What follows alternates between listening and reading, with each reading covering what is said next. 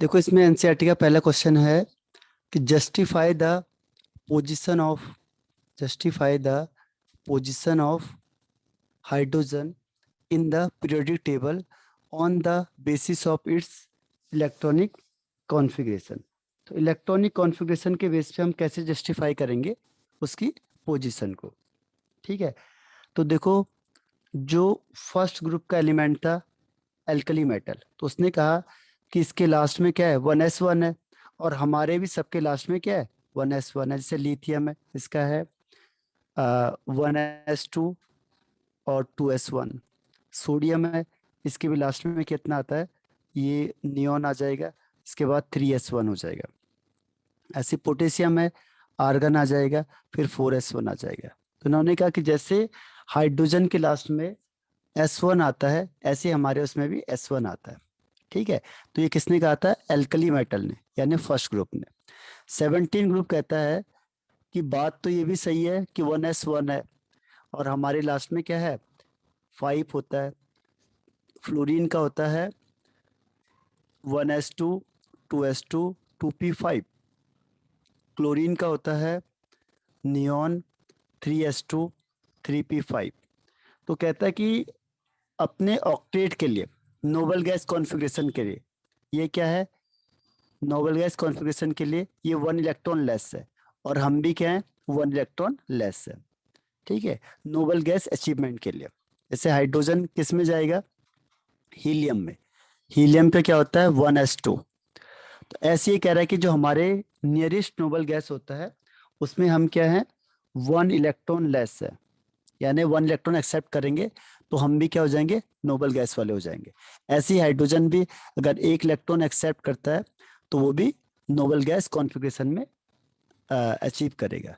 तो इस तरीके से दोनों ने अपने अपने अलग अलग स्टेटमेंट दिए, किसके बेस पे, on the basis of electronic configuration. आया समझ में। Yes sir. अब क्वेश्चन नंबर सेकंड है, right the names of the isotopes of hydrogen, what is the mass ratio of this isotopes. देखो कौन कौन से आइसोटॉप्स है हमारे पास, 3 आइसोटॉप्स थे। पहला था प्रोटियम, दूसरा था ड्यूटेरियम और तीसरा था ट्राइटियम। ट्रीट्रियम। ठीक है, तो ये 3 हो गए इसके नेम। मास रेशियो क्या है, देखो एटॉमिक मास पहले वाले का कितना है 1, दूसरे का 2, तीसरे का 3। तो 1:2:3। ठीक है, इसको हम डी भी कहते हैं, इसे टी भी कहते हैं, इसे नॉर्मल हाइड्रोजन कहते हैं। समझ में आ गया सेकंड पॉइंट।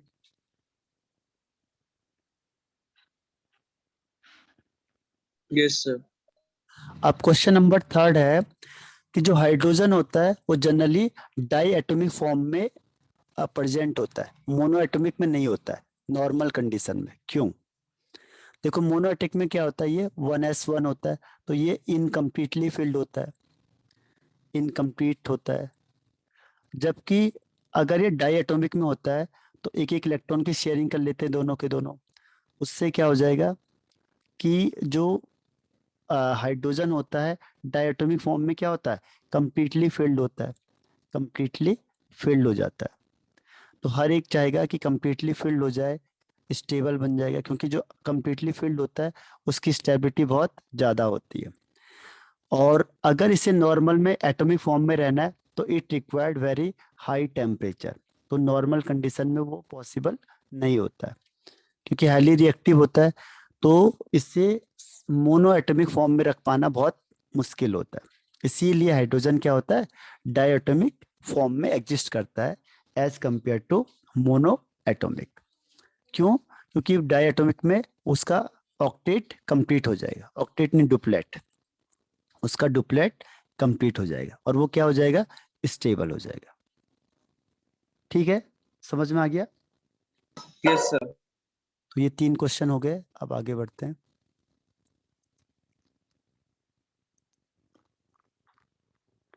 अब है कंप्लीट द रिएक्शन। रिएक्शन को हमने क्या करना है, कंप्लीट करना है। तो रिएक्शन को कंप्लीट करने के लिए पहला है H2 प्लस MnO, और यहाँ पे है M, ये थोड़ा मिस्टेक है मेरे ख्याल से, ये बुक में मिस्टेक आ गई है, ये होता है MnO3 है ये, ठीक है। तो इसमें जब रिएक्शन करता है तो हाइड्रोजन ऑक्सीजन के साथ रिएक्शन करेगा और हाइड्रोजन ऑक्सीजन के साथ मिलके वाटर बना लेता है और इस Mn को क्या करेगा, बाहर कर देगा, Mn को बाहर कर देगा, ठीक है। तो जब भी ऐसी रिएक्शन आएगी MnO के साथ तो ऑक्सीजन की और हाइड्रोजन की एफिनिटी बहुत अच्छी होती है, वो दोनों आपस में कंबाइंड हो जाएंगे और जो एलिमेंट उसके साथ अटैच होगा वो जनरली बाहर हो जाता है, ठीक है। तो MnO3 और H2O में क्या बनेगा, H2O plus Mn। Second reaction है इसमें CO प्लस H2, ठीक है। कैटलिस्ट की प्रेजेंस में रिएक्शन होती है और ये आपकी है हाइड्रोजन की रिएक्शन है, इसमें बनेगा मिथाइल अल्कोहल, ये याद करना पड़ेगा, ये आपके पास है नहीं क्योंकि कोर्स से हटा दिया है हाइड्रोजन वाली रिएक्शन, इसीलिए। अब नेक्स्ट इसमें आता है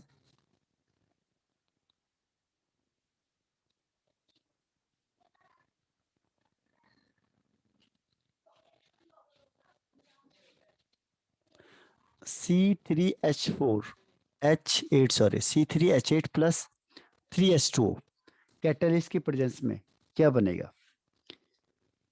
तो इसमें बनता है, जब भी आप हाइड्रोकार्बन को वाटर के साथ करोगे तो इसमें CO प्लस H2 बनता है, इसे कहते हैं सिन गैस या वाटर गैस, सिन गैस या वाटर गैस। तो ये CO गैस है, H2 गैस है, इन दोनों का कॉम्बिनेशन होता है, ठीक है। तो C3 यानी हाइड्रोकार्बन प्लस वाटर कैटलिस्ट की प्रेजेंस में होगा तो बनेगा CO प्लस H2। ये जो नेक्स्ट रिएक्शन है Zn प्लस NaOH, ये आपकी क्लास 10 की रिएक्शन है, इसमें क्या होता है, ये बनता है सोडियम जिंकेट, सोडियम जिंकेट यानी Na2ZnO2, ये क्लास 10th में थी आपके पास metal and non metal chapter में, कि जो मेटल होता है अगर वो बेस के साथ रिएक्शन करेगा तो क्या बनता है, सॉल्ट प्लस हाइड्रोजन गैस, ठीक है। तो इसे कहते हैं सोडियम जिंकेट, सोडियम जिंकेट, ठीक है। तो समझ में आ गया ये, Yes, sodium zincate. yes, sir. अब नेक्स्ट है what do you understand bye electron deficient. इसमें मैंने हाइड्राइड में आपको बताया था कि जब भी हाइड्राइड पढ़ेंगे तो हाइड्राइड में 3 टाइप होते हैं, एक होता है आयनिक, दूसरा होता है कोवेलेंट और तीसरा होता है मेटालिक, ठीक है। तो जो कोवेलेंट होता है उसके 3 टाइप होते हैं, एक होता है electron deficient, second is Electron electron trans. Precise और third one is electron rich. तो यही पूछ रहा है वो कि इलेक्ट्रॉन डिफिशिएंट, इलेक्ट्रॉन प्रिसाइज और इलेक्ट्रॉन रिच कंपाउंड बताना है, ठीक है, और जस्टिफाई करना है आपका आंसर। ये मैंने आपको विद इसमें बताया हुआ है। डेफिशिएंट में क्या होता है कि जो ऑक्टेट होता है वो इनकम्प्लीट होता है, ऑक्टेट इनकम्प्लीट होता है सेंट्रल मेटल का, सेंट्रल एटम का ऑक्टेट कम होगा, इसका एग्जांपल है BCl3 या AlCl3, जो 13 ग्रुप के मेंबर के साथ कंबाइंड होगा हाइड्रोजन। इलेक्ट्रॉन प्रीसाइज का मतलब ऑक्टेट कंप्लीट ये होना चाहिए, ऑक्टेट कंप्लीट होता है बट लोन पेयर एक भी नहीं होता। हाँ लोन पेयर नहीं होता है इसका, ये किसके साथ कंबाइंड होता है हाइड्रोजन, हाइड्रोजन, इसके साथ कंबाइंड ऑक्सीजन, होगा किस ग्रुप के साथ, सर ग्रुप कौन सर, 2 या 3? 14 कार्बन, ओके ओके। जैसे CH4 हो गया, CH4 SiH4, तो 14 के साथ कंबाइंड होगा तो उसमें क्या होगा, कोई भी लोन पेयर नहीं बचेगा और ऑक्टेट भी कंप्लीट हो जाएगा। इलेक्ट्रॉन रिच में क्या होगा, उसमें ऑक्टेट कंप्लीट होगा और लोन पेयर्स भी होंगे। हाँ, और का हाइड्रोजन किस ग्रुप के साथ कंबाइंड होगा, 17। हाँ 15 16 17, जैसे 15 में नाइट्रोजन तो NH3, 16 में ऑक्सीजन तो H2O, 17 में फ्लोरीन तो HF, तो इन सबके पास क्या होगा, लोन पेयर भी होता है और ऑक्टेट भी कंप्लीट होता है, ठीक है। तो कम से कम एक लोन पेयर हो जाए और ऑक्टेट कंप्लीट हो तो उसको कहते हैं इलेक्ट्रॉन रिच स्पीसीज। तो ये हो गया जस्टिफाई, देखो हमने जस्टिफाई भी कर दिया, लोन पेयर भी है और आर्ट भी कंप्लीट है। इसमें बी वाले में इलेक्ट्रॉन डेफिशिएंट है, ठीक है, और इलेक्ट्रॉन डेफिशिएंट भी है, और दूसरा क्या भी है, ऑक्टेट कंप्लीट नहीं है, और इसमें ऑक्टेट कंप्लीट है और लोन पेयर भी नहीं है। तो तीनों के एग्जाम्पल को हमने जस्टिफाई कर दिया। अब नेक्स्ट क्वेश्चन है, what characteristics do you expect from the electron deficient hydride with respect to its structure and chemical chemical reactions. अगर हम केमिकल रिएक्शन की बात करेंगे, केमिकल रिएक्शन को हम कैसे जस्टिफाई करेंगे, ठीक है। तो इसमें क्या होगा, देखो group sorry electron deficient, electron deficient का मैंने आपको उसमें एग्जांपल बताया था, कौन सा था, NaH प्लस B2S6, ये डाइबोरेन वाला, डाइबोरेन को हमने किया था रिएक्शन NaS से, तो इससे क्या बनता है NaBH4, या Li से किया था हमने LiH प्लस B2S6 किया था, तो इसमें भी यही बनता है LiBH4, ठीक है। तो ये डाइबोरेन वाले जो रिएक्शन है ये किसके साथ कंबाइंड होते हैं, अगर मेटल हाइड्राइड के साथ, तो क्या बनाएंगे, ये स्ट्रॉन्ग रिड्यूसिंग एजेंट हो जाते हैं, ठीक है। तो ये किसका काम करते हैं, लेविस एसिड का। लेविस एसिड का मतलब होता है जो एक्सेप्ट करता है लोन पेयर ऑफ इलेक्ट्रॉन को, तो ये जो इलेक्ट्रॉन पेयर यहाँ से देगा ये इसको एक्सेप्ट कर देता है, ठीक है। और इसमें अगर इलेक्ट्रॉन रिच के साथ कंबाइंड होता है तो ये कोऑर्डिनेट बॉन्ड बनाता है, ठीक है। इलेक्ट्रॉन रिच जैसे NH3, NH3 के साथ BCl3 कंबाइंड होगा, तो BCl के पास तो कुछ है नहीं, N के पास इलेक्ट्रॉन पेयर है, तो ये अपना इलेक्ट्रॉन पेयर B को दे देता है। तो देखो शेयरिंग दोनों करेंगे लेकिन कंट्रीब्यूशन एक करता है, उसे कहते हैं कोऑर्डिनेट बॉन्ड। तो यहाँ पे अगर इलेक्ट्रॉन रिच के साथ ये कंबाइंड होता है तो ये क्या बनाएगा, coordinate bond. Coordinate bond, coordinate bond का मतलब कंट्रीब्यूशन एक एटम करेगा लेकिन शेयरिंग दोनों करते हैं, ये भी कोवैलेंट की टाइप का होता है, ठीक है। तो ये इसकी केमिकल रिएक्शन हो गई है। स्ट्रक्चर हमने डिस्कस किया हुआ है कि जो BCl3 होता है इसका स्ट्रक्चर कैसे होता है, या BH3 का स्ट्रक्चर कैसा होगा, ट्राइगोनल प्लेनर, ट्राइगोनल प्लेनर। जो भी H3 वाले होंगे ट्राइगोनल प्लेनर, ठीक है। तो ये समझ में आया आपको। Yes sir. अब है 9.10, do you expect the carbon hydride of the type CnH2n+2 to act as Lewis acid और बेस। तो ये लेविस एसिड की तरह बिहेव करेगा या लेविस बेस की तरह बिहेव करेगा। तो आपको मैंने बताया था जब कार्बन के साथ कंबाइंड होता है कोई भी, तो जैसे CH4 है तो ये प्रीसाइज वाले बनाता है। प्रीसाइज का मतलब इसके ऑक्टेट कंप्लीट होते, ना तो इसको इलेक्ट्रॉन की जरूरत है ना ये इलेक्ट्रॉन दे सकता है, तो ना ये लेविस एसिड का काम करेगा, क्योंकि लेविस एसिड का मतलब जो इलेक्ट्रॉन पेयर को एक्सेप्ट करता है, तो ये भी नहीं कर सकता। और लेविस बेस होता है जो इलेक्ट्रॉन पेयर को डोनेट करता है, तो ये भी नहीं कर सकता क्योंकि इसके पास क्या होता है, प्रीसाइज होंगे। CnH2n का मतलब एल्केन हो गया, है समझ में। तो इसके पास ना तो लोन पेयर होगा तो ये लेविस बेस भी नहीं कर सकता, ना इसको इलेक्ट्रॉन की जरूरत है तो ना ये एसिड का काम कर सकता है, ठीक है। तो इन दोनों में से किसी का भी काम नहीं करेगा, क्यों, क्योंकि इलेक्ट्रॉन प्रीसाइज होता है। आया समझ में। Yes sir. हाँ, तो इसीलिए ध्यान रखना जो कार्बन हाइड्राइड होंगे ना तो लेविस एसिड होते, यानी ना वो इलेक्ट्रॉन को एक्सेप्ट करेंगे ना ही वो इलेक्ट्रॉन को डोनेट करेंगे, क्योंकि उसके पास है नहीं इलेक्ट्रॉन डोनेट करने के लिए।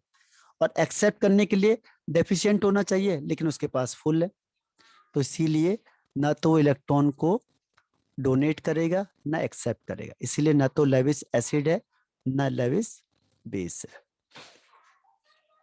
ठीक है। यहाँ तक समझ में आ गया। Yes sir. अब आता है what do you understand by the terms non stoichiometric hydride, do you expect that this type of hydride to be formed by alkali metal, justify your answer. ठीक है, तो अभी मैंने आपको बताया था कल भी कि नॉन स्टोइचोमेट्रिक कौन से बनाते हैं, मेटेलिक वाले। ठीक है, जो भी मेटेलिक होते हैं यानी जो डी और एफ ब्लॉक के एलिमेंट होते हैं, डी और एफ ब्लॉक के एलिमेंट ही क्या करेंगे, नॉन स्टोइचोमेट्रिक बनाते हैं। ठीक, बाकी नहीं बनाते। तो ये पहला वाला तो खत्म हो गया, एल्कली मेटल कभी बना ही नहीं सकता। दूसरी चीज क्या है, नॉन स्टोइचोमेट्रिक का मतलब क्या है कि रेशियो फिक्स नहीं होता। जैसे मैंने कहा Na 2.7 या 2.8, तो इन दोनों का रेशियो क्या है, फिक्स है ही नहीं। ठीक है, तो नॉन स्टोइचोमेट्रिक का मतलब क्या होता है, रेशियो ऑफ जो डी ब्लॉक का एलिमेंट है और हाइड्रोजन, इसका रेशियो क्या है, फिक्स नहीं होगा, नॉट फिक्स्ड। तो कुछ भी हो सकता है, जैसे हम 3 to 1 नहीं करेंगे, हमने लिख दिया कहीं पे वाई बी और एच लिख दिया यहाँ पे 1.7। अब ये पॉइंट में आ रहा है देखो, तो इसका मतलब इसका जो रेशियो है हाइड्रोजन का और डी ब्लॉक एलिमेंट का, ये क्या नहीं है, फिक्स नहीं है। ठीक है, तो इसी को हम क्या कहते हैं, नॉन स्टोइचोमेट्रिक। ठीक, which do not have fixed composition या फिक्स्ड रेशियो, जिसका कंपोजिशन या फिक्स्ड रेशियो नहीं होता है, रेशियो ऑफ एलिमेंट या कंपोजिशन भी कह सकते हैं, उसी को हम क्या कहते हैं, नॉन स्टोइचोमेट्रिक हाइड्राइड। और ये किसके साथ बनाएंगे, केवल डी और एफ के साथ बनाएंगे, बाकी के साथ नहीं होता। क्लियर हो गया। Yes sir. तो आयनिक के साथ क्यों नहीं बनाता, क्योंकि आयनिक होता है जो, वो हर हमेशा क्या बनाएगा, एल्कली मेटल के हर हमेशा क्या बनाते हैं, आयनिक बॉन्ड बनाते हैं। और जो नॉन स्टोइचोमेट्रिक है कौन सा बॉन्ड बनाते हैं, मेटेलिक बॉन्ड बनाते हैं। जो डी एंड एफ ब्लॉक है वो मेटल होते हैं, तो मेटेलिक बॉन्डिंग होगी। जबकि आयंस, एल्कली मेटल क्या होता है, आयंस होता है, इसीलिए वो आयनिक बॉन्ड बनाता है। तो इसीलिए जो नॉन स्टोइचोमेट्रिक होते हैं वो एल्कली मेटल शो नहीं कर सकते, क्योंकि ये तो बनाएंगे आयनिक बॉन्ड। जबकि नॉन स्टोइचोमेट्रिक में क्या हो रहा है, मेटेलिक बॉन्डिंग होती है। क्योंकि जो भी बॉन्डिंग मेटल के बीच में होती है, टिपिकल मेटल, उसे कहते हैं मेटेलिक बॉन्डिंग। और जो एल्कली मेटल होते हैं ये सॉफ्ट मेटल होते हैं, आप इसे ब्लेड से भी कट करोगे तो भी कट हो जाएगा। लेकिन जो डी होता है, जैसे आयरन हो गया, कोबाल्ट, कॉपर, ये स्ट्रांग होते हैं। ठीक है, तो वो डी ब्लॉक में रखे उन्होंने। क्लियर हुआ। Yes sir.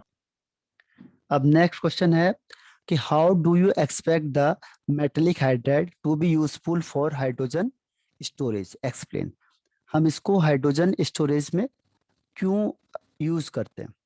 ठीक है, तो इसका रीजन ये है कि जो भी मेटेलिक हाइड्राइड होता है, जो मेटेलिक हाइड्राइड होगा, मेटेलिक हाइड्राइड, ये मैंने आपको बताया था जनरली जैसे नोबल मेटल होते हैं, कौन से, प्लेटिनम था, गोल्ड वगैरह था।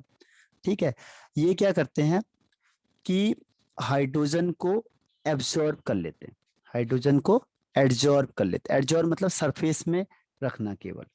ठीक है, तो एड्जॉर्प्शन की वजह से क्या होता है, जो मेटल लैटिस होता है, मेटल लैटिस, वो एक्सपेंड हो जाता है। लैटिस का मतलब क्या हुआ, देखो लैटिस का मतलब आपको बता देता हूँ, एक्सपेंड हो जाता है। लैटिस मतलब ये है, जैसे मेटल है आपके पास, कुछ भी आपने आयरन रखा है, तो ये पूरा का पूरा मेटल लैटिस है जो सरफेस प्रोवाइड कराते हैं। ठीक है, ये आपका लैटिस हो गया, स्ट्रक्चर उसका पूरा। अब जैसे आपने हाइड्रोजन गैस पास करी, तो इसके ऊपर से इसका जो सरफेस है उसमें हाइड्रोजन गैस क्या होगी, एड्जॉर्ब हो जाती है। इसके सरफेस में हाइड्रोजन गैस एड्जॉर्ब हो जाएगी। ठीक है, तो ये क्या होता है, अनस्टेबल हो जाता है। जैसे ही मेटल है जो वो हाइड्रोजन को एब्जॉर्ब करेगा, उसका लैटिस एक्सपेंड होता है और ये क्या होता है, अनस्टेबल हो जाता है। ठीक है, अब जैसे आप हीट करोगे, जैसे आप इसे क्या करोगे, हीट करोगे, हीट करने से क्या होगा, फिर से डिकम्पोज होगा और हाइड्रोजन गैस बन जाएगी।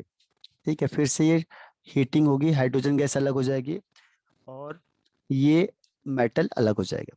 तो इस तरीके से आप इसको, हाइड्रोजन गैस को यूज कर सकते हो यहाँ पे एज ए फ्यूल, मतलब यहाँ पे स्टोर कर सकते हो, स्टोरेज कर सकते हो। जैसे आपको हाइड्रोजन रिक्वायर्ड होगा, थोड़ी सी हीटिंग करी तो हाइड्रोजन अपने आप ही इवॉल्व हो जाएगी और फिर उसे हम फ्यूल के फॉर्म में यूज कर सकते हैं। ठीक है, तो इसमें स्टोर करके रखा, अनस्टेबल हो गया, थोड़ी सी हीटिंग करी, फिर ये हाइड्रोजन क्या होंगे, यहाँ से बाहर निकल जाएंगे।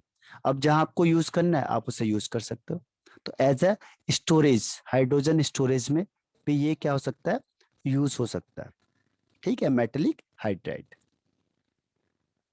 आया समझ में?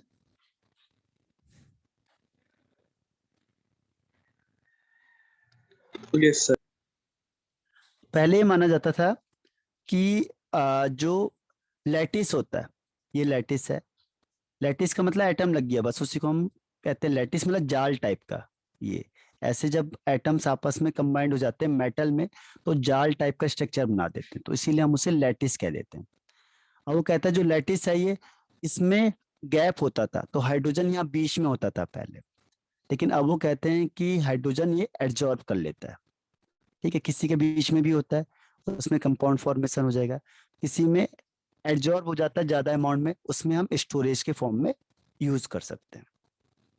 Platinum, palladium etcetera. अब नेक्स्ट है इसमें एमंग NH3 H2O HF। देखो तीन आपको दे दिए हैं, NH3 इसका नाम है NH3 H2O एंड HF। अब इसमें से बताओ हाइड्रोजन बॉन्डिंग सबसे ज्यादा किसमें होगी?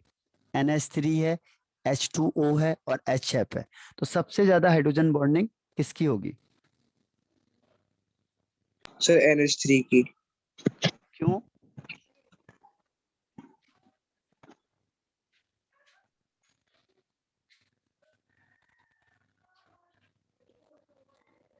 इसका आंसर है NF की। पहले ये फिर ये फिर ये।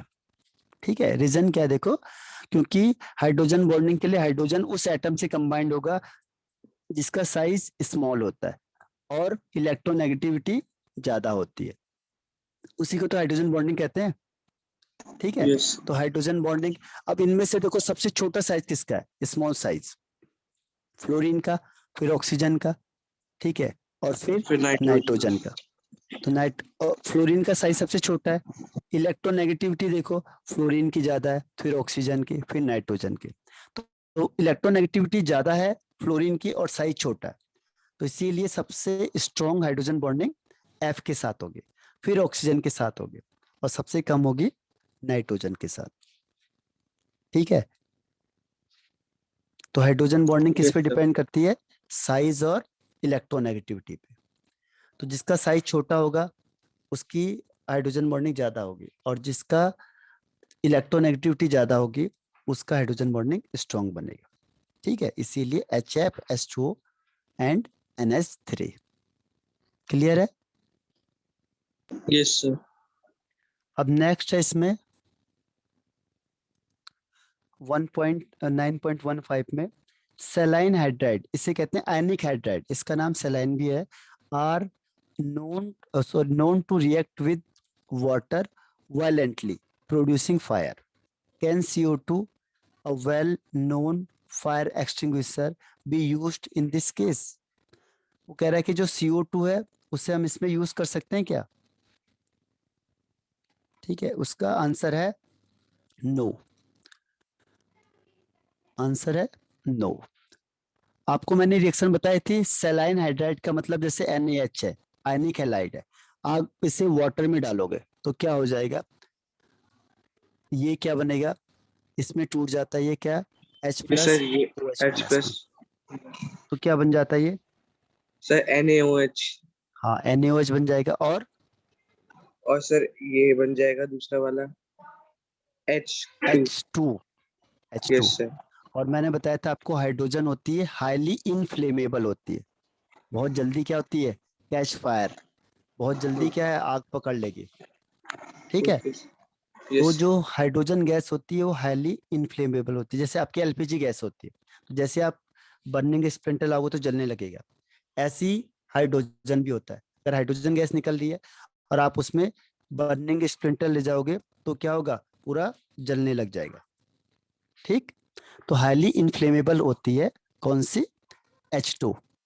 अब वो कह रहा है ये तो प्रोड्यूसिंग फायर हो गया, सब कुछ हो गया, लेकिन CO2 को हम यूज करेंगे इसमें, अगर ये आग लग गई तो CO2 यहाँ पे काम करेगा, तो उसका आंसर है नो, CO2 यहाँ पे काम नहीं करता।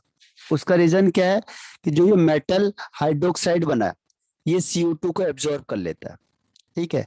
CO2 को एब्जॉर्ब करके कार्बोनेट बना देगा, ये मेटल हाइड्रोजन कार्बोनेट या मेटल कार्बोनेट बना देता है। तो जब ये रहेगा नहीं CO2, क्योंकि वो किसके साथ कंबाइंड हो जाएगा, मेटल हाइड्रोक्साइड के साथ कंबाइंड हो जाएगा, ठीक है। ये मेटल हाइड्रोक्साइड उसे एब्जॉर्ब कर लेगा और कंपाउंड बना देगा, तो फिर वो फायर एक्सटिंग्विशर का काम कर ही नहीं पाएगा। आया समझ में? तो क्या होगा, CO2 is absorbed by metal hydroxide.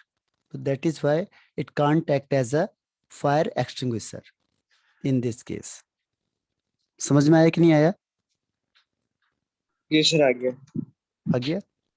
अब नेक्स्ट देखो 9.16, इसमें कह रहा है arrange the following increasing electrical conductance. कौन इलेक्ट्रिसिटी को जल्दी पास करेगा? तो जो हाइड्रोजन को जल्दी निकालेगा, इसमें रिएक्शन जल्दी हो जाएगी, वो इलेक्ट्रिसिटी को जल्दी पास करेगा, यानी जिसका साइज बड़ा होगा वो इलेक्ट्रॉन, वो हाइड्रोजन को जल्दी करेगा, आयंस बनेंगे और इलेक्ट्रिसिटी क्या होगी, ज्यादा पास होगी, ठीक है। तो इसमें साइज का मैटर आता है। तो सबसे ज्यादा साइज है CH2 का, फिर ये TiH2 और लास्ट में है BeH2। छोटा साइज होगा तो आयंस टूटेगा नहीं। देखो इलेक्ट्रिकल कंडक्टेंस किसकी वजह से होता है, चार्ज की वजह से। जो जितनी जल्दी टूटेगा उतना चार्ज जल्दी बनेगा, और जितना चार्ज जल्दी बनेगा उतना इलेक्ट्रिसिटी जल्दी पास हो जाएगी। समझ में आया? इलेक्ट्रिसिटी के दो ही रीजन है, एक तो इलेक्ट्रॉन होना चाहिए या फिर आयंस होना चाहिए, बाकी और कोई रीजन नहीं। तो मेटल में होता है इलेक्ट्रॉन और कंपाउंड में होते हैं आयंस, ठीक। तो इसके अलावा तीसरा कोई आंसर नहीं होता। क्लियर है इलेक्ट्रिकल कंडक्टेंस या कंडक्टिविटी का? Yes sir. अब सेकंड देखो आयनिक रिएक्टर। आयनिक रिएक्टर किस पे डिपेंड करता है, इलेक्ट्रोनेगेटिविटी डिफरेंस पे। तो इलेक्ट्रोनेगेटिविटी डिफरेंस सबसे ज्यादा किस में होगी,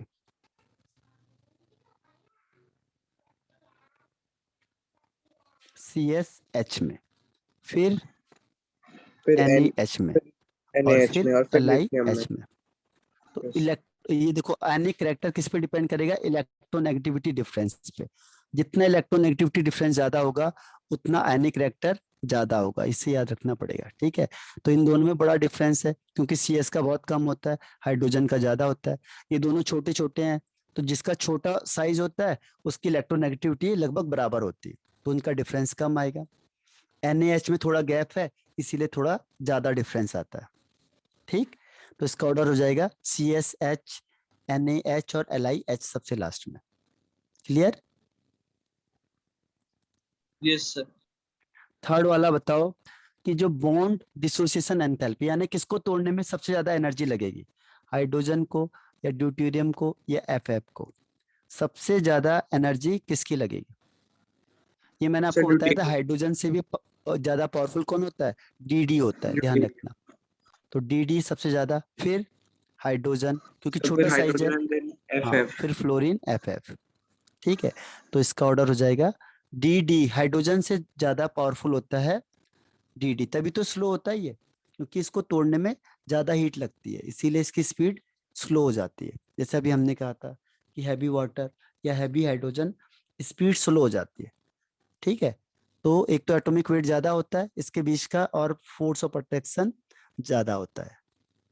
और लास्ट है रिड्यूसिंग प्रॉपर्टीज। रिड्यूसिंग प्रॉपर्टीज का मतलब जो दूसरे का रिडक्शन करेगा और खुद का ऑक्सीडेशन हो जाएगा। ऑक्सीडेशन का मतलब रिमूवल ऑफ हाइड्रोजन। तो इनमें से कौन सबसे जल्दी हाइड्रोजन को रिमूव करेगा, जो जल्दी हाइड्रोजन को रिमूव करेगा उसका रिड्यूसिंग प्रॉपर्टी ज्यादा होगी। तो सबसे जल्दी करता है NaH, फिर Mg, क्योंकि जिसका चार्ज ज्यादा है उसमें फोर्स ऑफ अट्रैक्शन ज्यादा होगा, और लास्ट में वाटर। वाटर पावरफुल होता है हाइड्रोजन बॉन्डिंग की वजह से भी, ठीक है। तो वाटर सबसे लास्ट में हो जाएगा। तो इस समझ में आया आपको? यस बताओ। सर। रिड्यूसिंग प्रॉपर्टी या रिड्यूसिंग एजेंट का मतलब जिसका, जो दूसरे को रिड्यूस करेगा लेकिन खुद का ऑक्सीडेशन हो जाएगा। ऑक्सीडेशन का मतलब यहाँ पे हाइड्रोजन है, यानी रिमूवल ऑफ हाइड्रोजन। जो हाइड्रोजन को जल्दी रिमूव करेगा वो स्ट्रॉन्ग रिड्यूसिंग एजेंट। तो NH, N में +1 चार्ज है, जल्दी निकाल देगा हाइड्रोजन को। इसमें +2 है, थोड़ा टाइटली बाउंड करके रखेगा। और H2O में हाइड्रोजन बॉन्डिंग होती है, इसीलिए वो सबसे देर में हाइड्रोजन को निकालेगा। अब इसके बाद नेक्स्ट आते हैं हम, ये what do you understand by auto protolysis of water. Auto protolysis, auto का मतलब अपने आप ही क्या होगा, प्रोटोलाइसिस हो जाता है, आयनाइज हो जाता है। तो ये हमने किया था, देखो कि जो वाटर होता है ये अपने आप ही क्या है, एसोसिएशन हो जाएगा, डिसोसिएशन हो जाएगा। यानी ये H2O ने हाइड्रोजन निकाला OH-, इसने हाइड्रोजन गेन किया, ये बन जाएगा H3+। तो यहाँ पे किसका काम करेगा, एसिड का, और यहाँ पे बेस का। तो अपने आप ही क्या हो गया, प्रोटोलाइसिस हो जाता है या आयनाइजेशन इसमें अपने आप ही हो जाता है। ठीक है, इससे हमें क्या पता चलता है, इससे हमें पता चलता है, सिग्निफिकेंस ये है कि हमें पता चल गया कि वाटर एसिड की तरह भी काम कर रहा है और वाटर बेस की तरह भी काम कर रहा है, यानी ये एम्फोटेरिक नेचर रखता है। तो हम दोनों के साथ इसकी रिएक्शन करवा सकते हैं ना। ठीक है, तो ये एम्फोटेरिक है, यानी एसिड की तरह भी एक्ट कर रहा है और बेस की तरह भी एक्ट कर रहा है। तो it act as a amphoteric. आया समझ में? एम्फोटेरिक मीन्स जो एसिड और बेस दोनों के साथ रिएक्ट करे या दोनों की तरह एक्ट करे। Yes, sir. Clear? Yes, sir. Next one है इसमें कि consider the reaction of water with F2 and suggest in terms of oxidation and reduction. ठीक है, which one is oxidise and which one is reduced. अब देखो, fluorine की reaction हमने करी थी इससे, वाटर से H2O, तो ये किसमें टूटेगा, H+ OH- में। ठीक है, तो H+ और OH-, आगे बढ़ के क्या बन जाता है, O2 बन जाता है। ध्यान रखना, जब भी OH- लिखा होता है तो ये जनरली टूट जाता है H2O में और O2 में। ठीक है, और इससे 4 इलेक्ट्रॉन बाहर निकल जाते हैं। तो ओ तभी तो क्या होता है, देखो जब आप H2O को तोड़ते हो तो किस में टूटता है, ये H+ और OH- में। लेकिन ये आपस में कंबाइंड होके क्या बना देते हैं, H2+ O2। तो हाइड्रोजन आपस में कंबाइंड होके H2 बन जाता है, जबकि OH- किस में टूट जाता है, O2 में। तो इसीलिए यहाँ से ऑक्सीजन मिलता है। ठीक है, तो OH- भी लिख सकते हैं, O2 भी लिख सकते हैं। तो यहाँ पे क्या होगा, देखो चेंज क्या होगा, H2O + F2 गिव्स, इसका क्या बन गया, O2 बन गया। यहां से क्या निकला, H+ और F-। अब देखो किसका ऑक्सीडेशन हुआ, किसका रिडक्शन हुआ। ठीक है, तो यहाँ पे ऑक्सीडेशन स्टेट इसकी +1, ऑक्सीजन की -2, फ्लोरीन की 0। फ्री स्टेट में 0 होता है। अब यहाँ से 0 से माइनस में चला गया, तो माइनस में चला गया मतलब क्या हुआ, इसका ऑक्सीडेशन नंबर डिक्रीज हुई, यानी रिडक्शन हो गया। तो फ्लोरीन का रिडक्शन होगा। वाटर से क्या बन गया, O2 बन गया। ऑक्सीडेशन नंबर 0 थी, सॉरी -2 था, फिर 0 हो गया, तो इसमें ऑक्सीडेशन नंबर बढ़ गया, तो ये हो गया ऑक्सीडेशन। जिसका ऑक्सीडेशन होता है वो रिड्यूसिंग एजेंट, जिसका रिडक्शन होता है वो ऑक्सीडाइजिंग एजेंट। तो ये चारों चीजें हमने बता दी। देखो, रिड्यूसिंग एजेंट, ऑक्सीडाइजिंग एजेंट, किसका रिडक्शन हुआ, किसका ऑक्सीडेशन हुआ। क्लियर हुआ? बताओ। Yes, sir. अब नेक्स्ट इसमें आता है,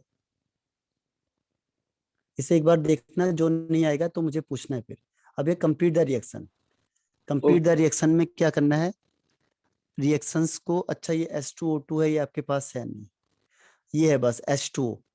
H2O का मैंने आपको बताया था, देखो CO + H2O अभी हमने किया था, CaO + H2O, AlCl3 + H2O, और ये तीनों रिएक्शन अभी की है ना हमने, D2 के साथ की है। बताओ, इसमें किसी में Yes, डाउट sir. है? No, sir. हो जाएगा ना। H2 किस में टूटेगा, H+ और OH-, इसको भी तोड़ दो। Minus one. हाँ, ये आपस में कंबाइंड होके तो हाइड्रोक्साइड ही बना देगा। तो इस तरीके से इसे करना है। अब नेक्स्ट में आ जाते हैं,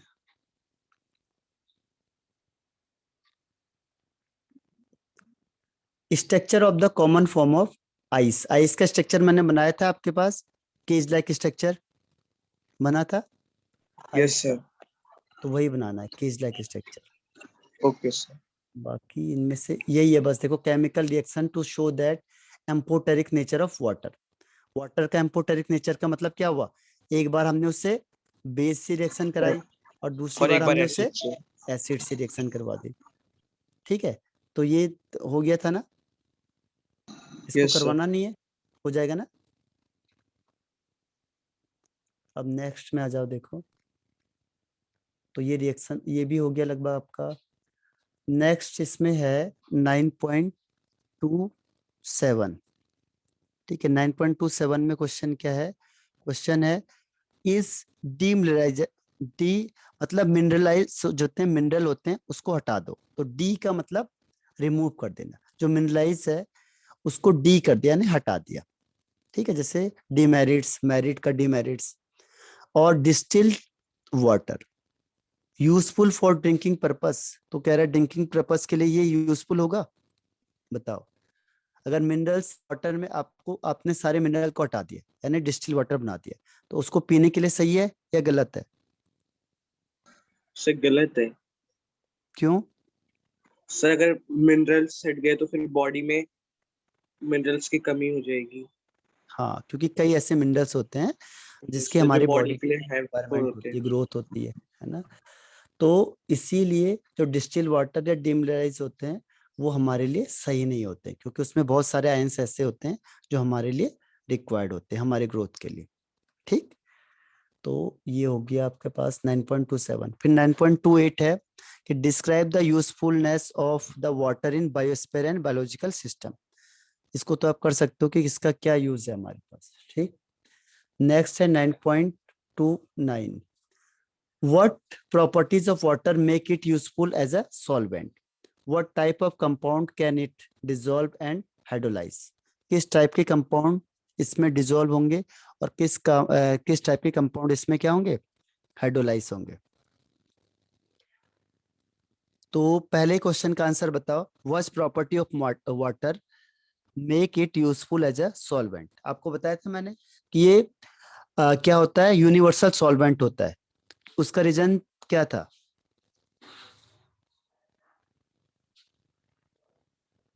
उसका रीजन सर था, क्योंकि उसमें इंटरमॉलिक्यूलर स्पेस ज्यादा होती है जो सब चीजों को डिसॉल्व कर लेता है। हाँ, डिजोल्व करने का तो आपने सही बता दिया, लेकिन रीजन इसका है high dielectric constant. High dielectric constant, मैंने कहा था ना, इसकी यस सर यस। इसकी वजह से इसकी एबिलिटी क्या होती है, किसी भी चीज को ब्रेक डाउन कर देता है। और high dipole moment, dipole moment भी कह सकते हैं। और डाइलेक्ट्रिक कांस्टेंट, तो ये तो मेन है, डाइलेक्ट्रिक कांस्टेंट तो है ही, डाइपोल मोमेंट भी कह सकते हैं। इसका हाई होने की वजह से क्या होता है, ये किसी भी चीज को ब्रेक डाउन कर देता है, इसीलिए हर एक चीज इसमें डिजोल्व हो जाती है आसानी से। Okay sir. ठीक है, इसीलिए सॉल्वेंट की तरह काम करेगा। तो डिजोल्व करने का मेन रीजन ये है, इसीलिए ये यूनिवर्सल सॉल्वेंट भी होता है। और हाइड्रोलाइसिस किससे करेगा, ऑक्साइड्स को।